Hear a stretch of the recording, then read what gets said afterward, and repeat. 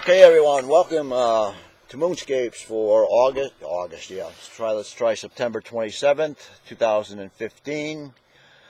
This is the eclipse that I thought I would not be doing, but the weather turned out to be clear unexpectedly. And this is the beginning of the eclipse. The umbral shadow is just hitting the southeast portion of the moon.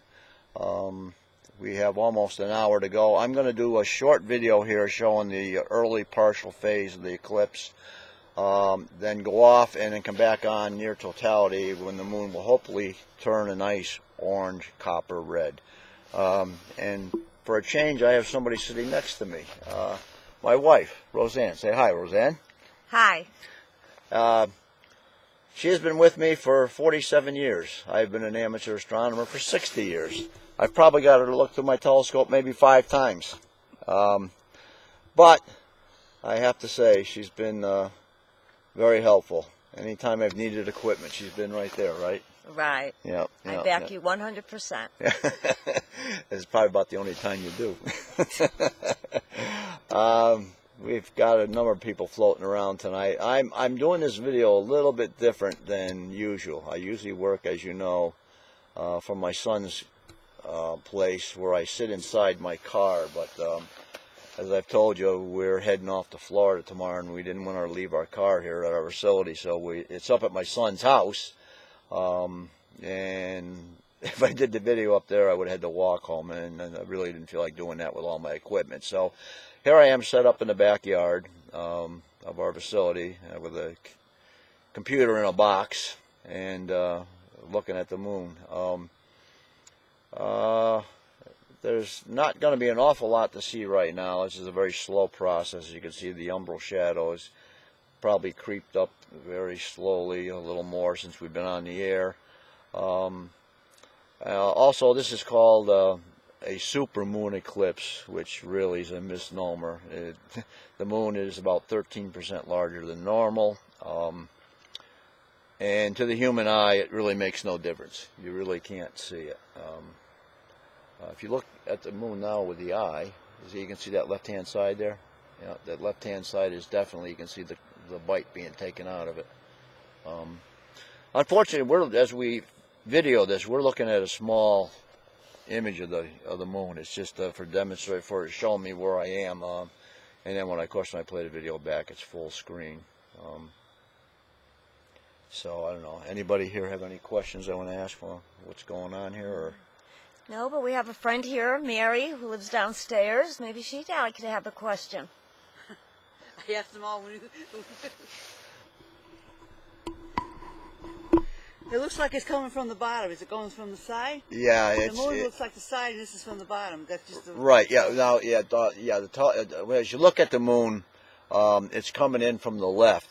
You got to remember the telescope has got the camera attached to the eyepiece. And the camera's probably tilted a very slightly different.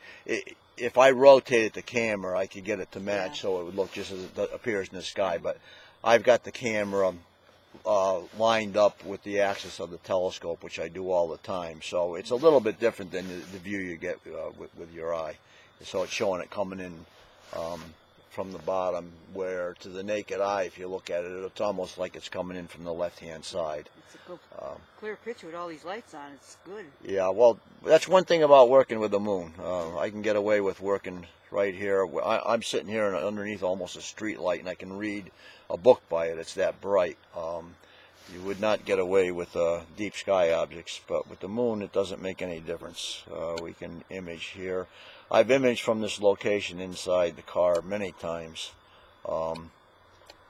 But lately I've been working up at my son's, as I say, and so this has left me working out in the open air, which I haven't done in a long time. Are those all craters? No. What is that up here? The dark areas are what they call seas. The early astronomers thought they were areas of water, but they're actually just flat plains. They were hit with very large projectiles, and that's lava flows. Lava flowed over and covered up a lot of the detail. The back side of the moon is fully cratered and has almost none of these dark areas that you see here. The back side is almost fully cratered. It's totally looking than the front. And the whitish areas are all mountain. Now, this is the worst time to look at the moon to see any detail. Yeah. It's like noontime here on Earth, where you have no shadows, where the sun would be directly over your house that throws no shadows. Where at sunrise or sunset, your house casts a real long shadows, and the moon does the same thing. If you look at it close up and the sun angle is low, you'll see nice, sharp, crisp detail. And of course, we're using a very low power. I'm using a 25 millimeter eyepiece in my Max-Rudolph Cassegrain telescope, which is a 1500 millimeter telescope. And with this 25 millimeter eyepiece, we're working at 60 power. And as you can see, this is with no zoom, and I'm just barely getting the full disk of the moon in this view. Actually, a slightly smaller telescope with less power might have been a little better to work with, but this isn't too bad, as long as I don't go to any zoom.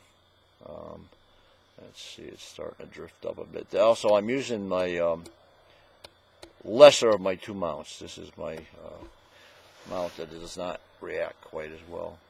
Notice that shadow's really taking a bite now.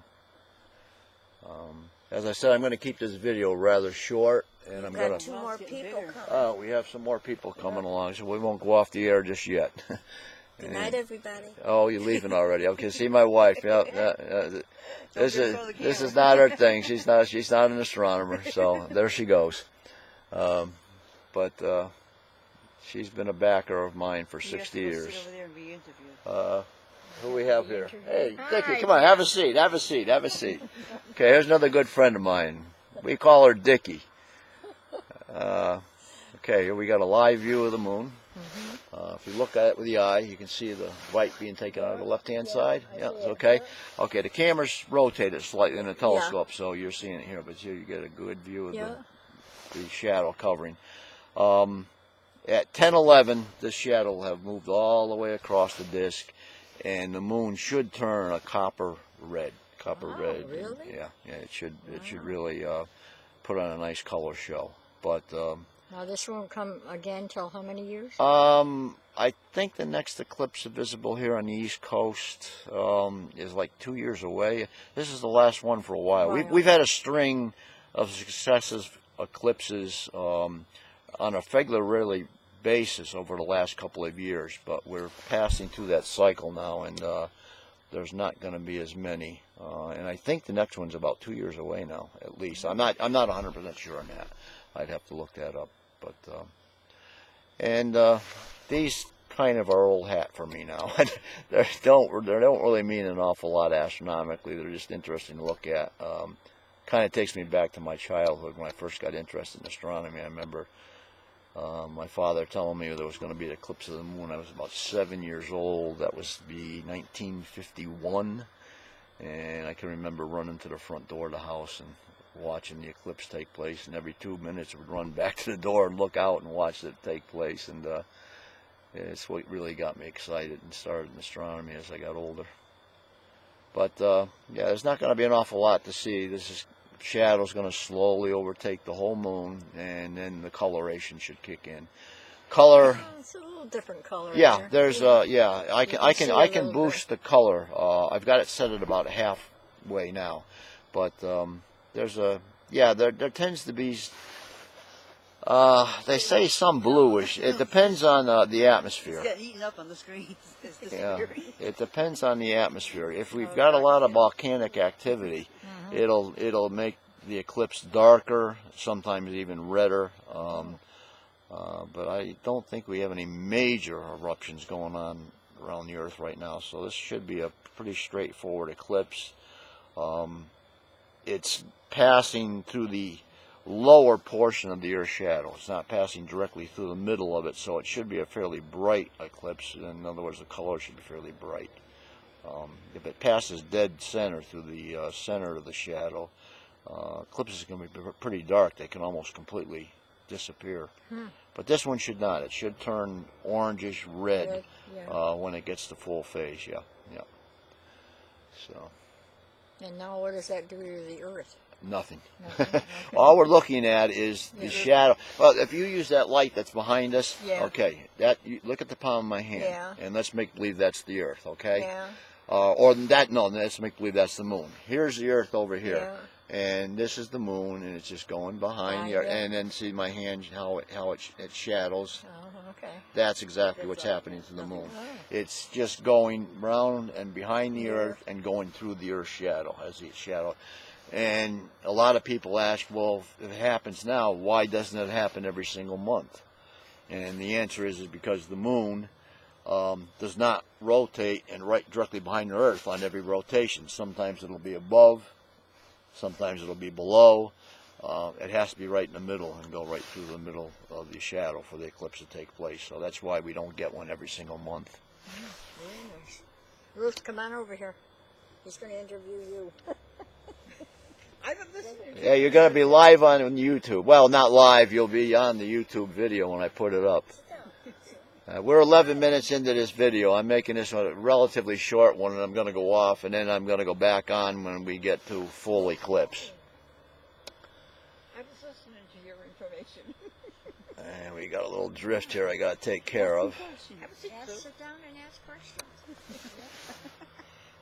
Yeah, anybody have questions? Have a seat. Here's the mic right here. You'll be on YouTube. When you shut it off, then they'll start asking questions. Yeah. Norton Security is currently performing background tasks. Okay, good for you. Yeah, thank you very much. Let's get rid of that. I get that pop up too. So, and we're sitting out here in the nice cold. As I say, I usually work in my car, as you people who follow my site know. But tonight we're sitting out in the open air. And it's getting chilly. It's fall here in Connecticut, and it's starting to get chilly. Got down to 38 last night.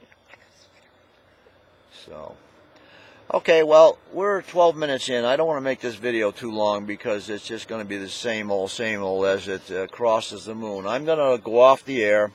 I'm going to wait for about 5 minutes before totality till there's just a sliver of the moon left, and we'll watch for that beautiful orange color. So, folks, hang on. This is the first video of the night, and I will be back shortly with another one. Take care, and we'll be with you in a little bit.